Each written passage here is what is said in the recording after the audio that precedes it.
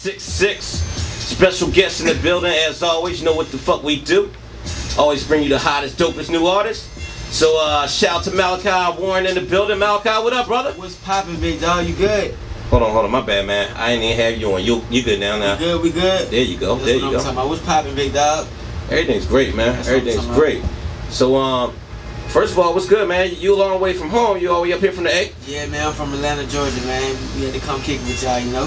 Yeah, actually, I was just in Atlanta for the Core DJs conference probably about a month and a half ago. Oh, word. Yeah, it was real serious situation. Like the whole trip was crazy. Yeah, they get down there. Yeah, a couple. We did a lot of strip clubs, a lot of clubs. We went to Sweet.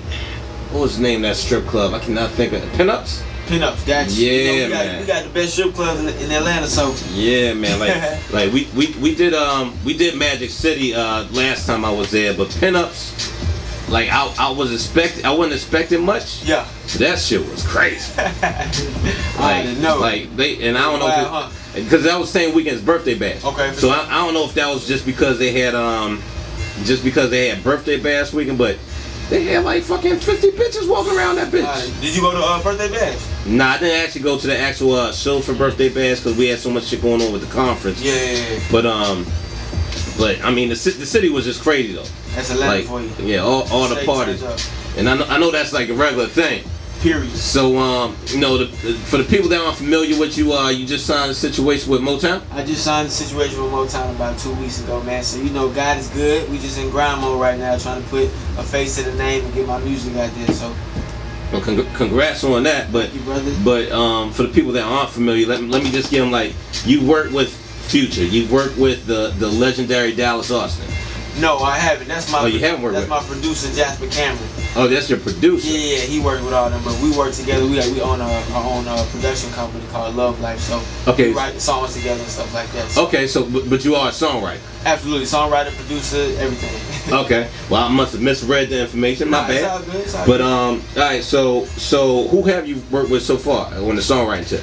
On the songwriting tip, nobody really, man. We just really getting started. You know what I'm saying? My mentor, Jasper Cameron, like I said, he's he's the one behind the scenes. And kind of do things together in collaborative effort. But in the future, you know, definitely, I'll be hopefully writing for mainstream artists. How long you been writing? I've been writing since like 11 or 12. Okay. And, like taking it seriously around. Okay. And now you're about how old? I'm 19. I turned 20 in September. Is that the industry age or is that the official? That's my reality age. That's the official tissue. That's the official age, man. Yeah. That's what it is. So you got about 7, 8 years under your belt with writing. Oh yeah, definitely, absolutely. So you know, I just went through the mixtape. Mixtape sounds real dope. Appreciate you, homie. You got the affiliates, homie, Sense on there hosting the shit. Shout out to DJ Sense, man. Yeah, man. So right now you got the new single with Migos. Yep.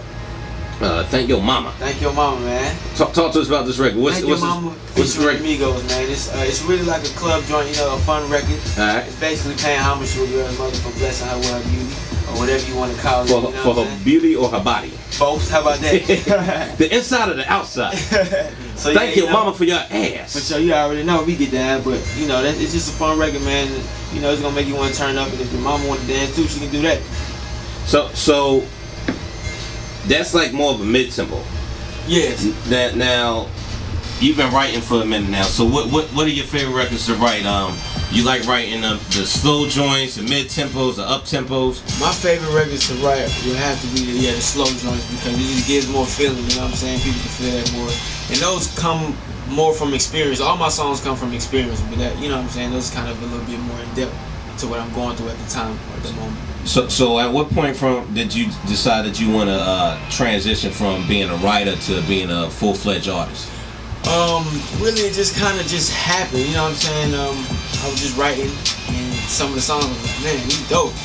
And you know, people had told me I could sing or whatever, so I started, you know, taking it more seriously. So while you were writing, you were doing a whole bunch of referencing and everything? Yeah, basically. Okay. And then, you know, from there on, I was like, you know what, let me try it out for myself and see where it takes me. So that's how that happened. So with any of the songs that you referenced before, has there been an artist that picked up one of those joints and you heard the shit by that artist, you be like, damn, that shit could have been me? Nah, not really, man. I didn't really get like too many big placements or anything like that. But you know, in the future, I'm sure that'll come. So how did the whole Motown situation come about? Motown situation came about through Noontime and my producer Jasper Cameron. They kind of introduced me. You know what I'm saying? They told them about me, and I flew out there. They flew me out there, and I had a meeting with the whole staff. And from the jump, they liked me. And a couple months later, they signed me. So how did the collaboration with you and the Migos come about? Collaboration that came through my management. My management knew their management, and they kind of said to play together.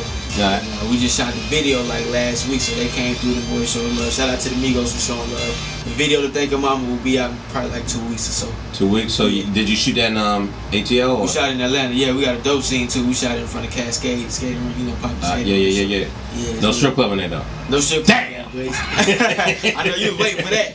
But now it's gonna be crazy, man. Y'all gonna love the video, man. It should be on MTV and all those markets and stuff like that. That's what it is. Well, you seem like you got good people behind you. So I can wish you nothing but success. But as a writer, I gotta ask you this question. This is kind of left field. What's up? But you hear all this shit going down with Meek Mill and Drake, right? Yeah.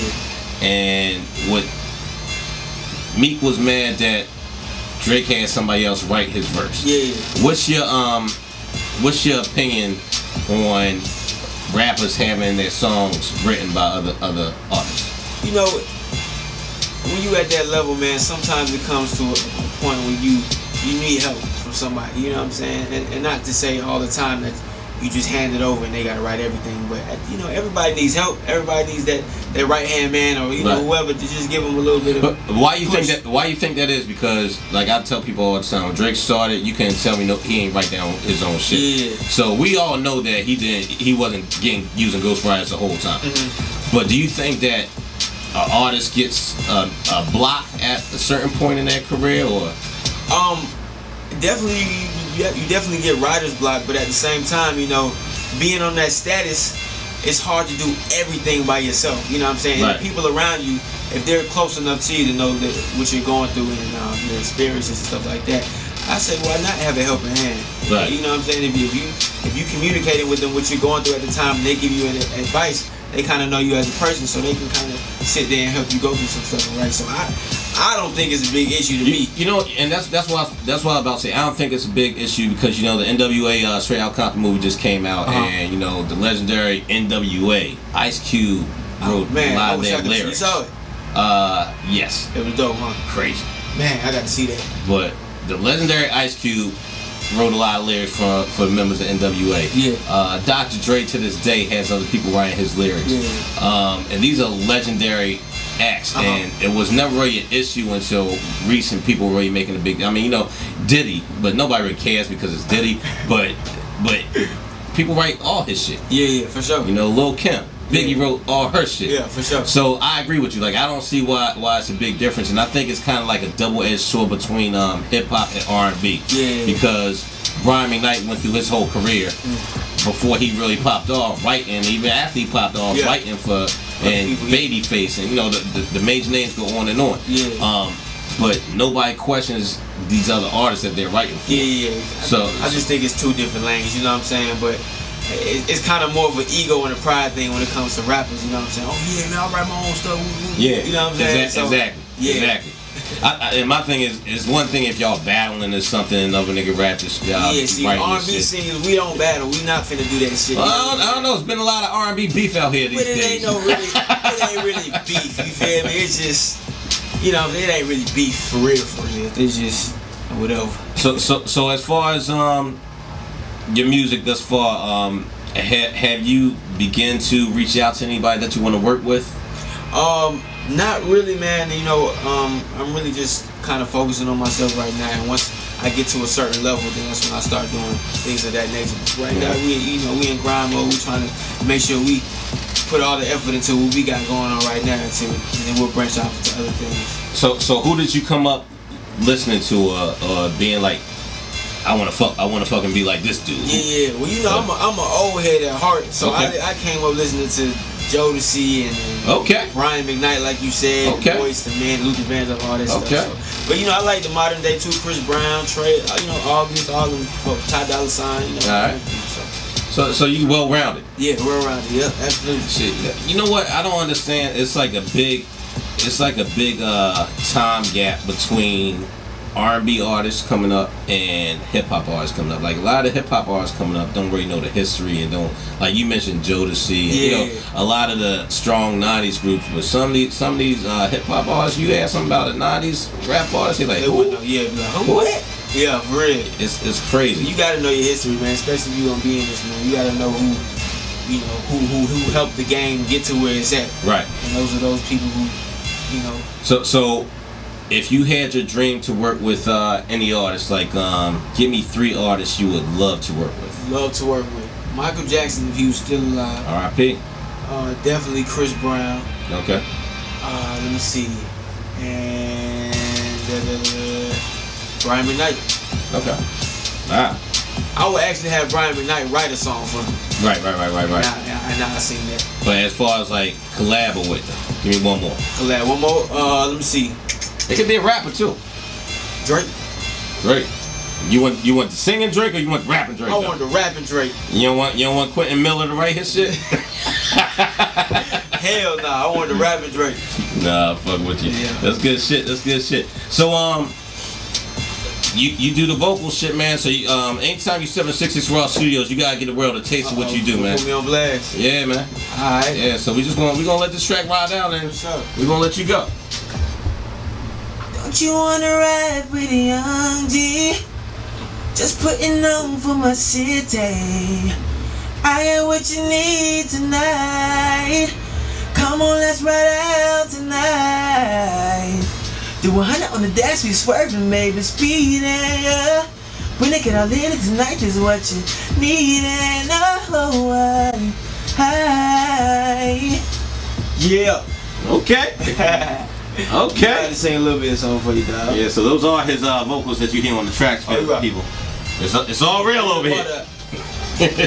No auto-tune. No auto-tune. Yes, sir. How you feel about that? You fuck with the auto-tune shit or?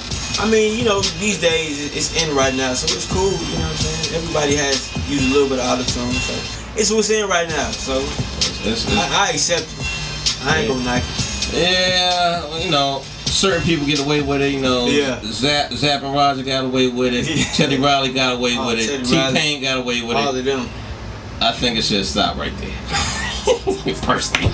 That's just me though. Yeah, I feel you. So we got this EP out, looks like a mixtape. Yeah, the Ride Out EP, man, it got like 8 songs on there, so you know, y'all definitely gonna rock with it. I'm gonna fuck with it. It's good music. Niggas gonna wanna ride to it, and you can play it with your girl too, so you got a mixture of both. Okay.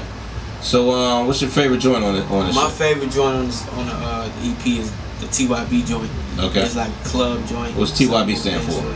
Take Your Bitch. Take Your Bitch. You know what I'm saying? It's a fun record, but that's the hood version. The commercial version is Treasure Your Blessings. Trace Your Blessings? Treasure Your Blessings. Yeah. But the hood version is Trust Your Blessings, or nigga, I'm gonna take your bitch. So that's my squad too in Atlanta, Georgia, TYB. So yeah, 6 of us, you know, we just be having fun and hosting parties and stuff like that. So that's dope. So have you seen the change since you got the deal from friends to family to just audience crowd response? Yeah, I haven't seen nothing too crazy as far as dealing with the people that I'm close to. Right. You know what I'm saying? Still early though. It's still early, but I have seen, you know, a couple stuff. People want to be around more. Right. The girls get a little bit more crazy, but you know, I like that. That's cool. Yeah. I take it. Just gotta be careful. Yeah. Strap it up, nigga. Strap it up. Always stay safe. Say sex is the best sex. Yeah, man. For sure. But yeah, man, Malachiae Warren, thank you for coming through. I appreciate you, man. Been home. And we're gonna get into this new single, Thank Yo Momma. Featuring the Migos. And there's also a version with TK and Cash. Yeah, shout out to the boys TK and Cash. It was on the original version. Thank Yo Momma featuring the Migos, like the remix version. So alright, they cool. both did their thing on there. So we're gonna get into that. Let people know how they can get at you, Twitter, Instagram, and all that. Yeah, y'all can follow me on Twitter and Instagram at Malachiae, Malachiae. That's Malachiae. So y'all go follow me right now. You did. Are you fucking with Snapchat or Periscope yet? Yeah, I'm on Snapchat. Okay. I am Malachiae. That's my Snapchat. So I ain't really got. Somebody was telling me about Periscope, like a live video stream. Nigga, like that. You gonna say fuck Snapchat once you get. Oh, for real? I'm gonna download that. The thing about Periscope, it's no time limit on it. Okay. So you can actually have half of your day on there if you want. Oh, that's crazy. Like, so like, but it don't delete after a while, does it? Well, it still deletes after a while, but it's a way you can back it up into like a Dropbox or something. That's dope. But to save the video, but like it deletes, I believe, after 24 or 48 hours, something like that. Okay, for sure. But the fans can communicate with you while they'll be typing the messages and you talk to them. Oh, that's dope. So it's dope as shit. Brandon, you gonna have to get that. You gonna download that right now. As shit. But yeah, so definitely get into that. Like I've been pushing this Periscope shit. Like these motherfuckers need to cut me a check. Hey, you on right now? No, we ain't on Periscope now. You was on it right now. I'm about to say, turned up. We gonna get it popping in a minute. For sure. But yeah, shout out to Malachiae Warren in the building, coming through already from the streets of ATL. You already know, man. Mixtape The Ride Out. Yes, sir. In the streets now, the EP, hosted by Trendsetter Sense. Yes, sir. And we gonna get into this Thank Yo Momma. Let's do it. Featuring Migos. Yup. 6'6", live from Lab. Keep it locked.